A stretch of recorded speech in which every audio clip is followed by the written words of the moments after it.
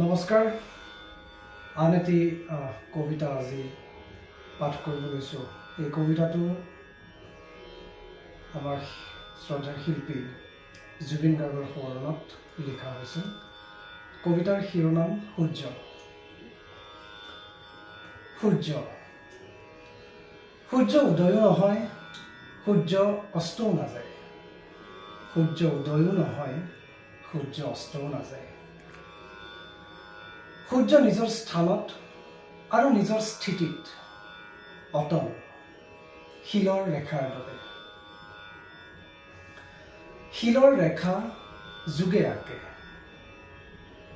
সেই ৰেখা মচাটো মানুহৰ সাধ্যৰ বাহিৰত। শিলৰ ৰেখা যোগে আঁকে, সেই ৰেখা মচাটো মানুহৰ সাধ্যৰ বাহিৰত। ফুল ভোমৰাৰ ওচৰলৈ নাযায়, একেদৰেই গ্ৰহইহে সূৰ্যৰ প্ৰদক্ষিণ কৰে। সূৰ্যই তথাপিতো চুব পাৰে প্ৰতি বিন্দু, জ্যামিতিক চিত্ৰৰ দৰে। সূৰ্যৰ সুৰ, তাল আৰু লয়তেই পৃথিৱীত জন্ম হয় কলেবৰৰ মুক্ত কপৌৰ দৰে। মানুহে বান্ধি লয় বুকুত নিজৰ নিজৰ ধৰণে, নিজৰ নিজৰ ধৰণে।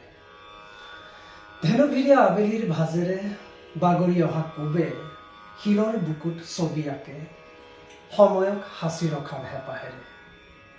ধেনুভিৰীয়া আবেলিৰ ভাজেৰে বাগৰি অহা কোবে শিলৰ বুকুত ছবি আঁকে, সময়ক সাঁচি ৰখাৰ হেঁপাহেৰে।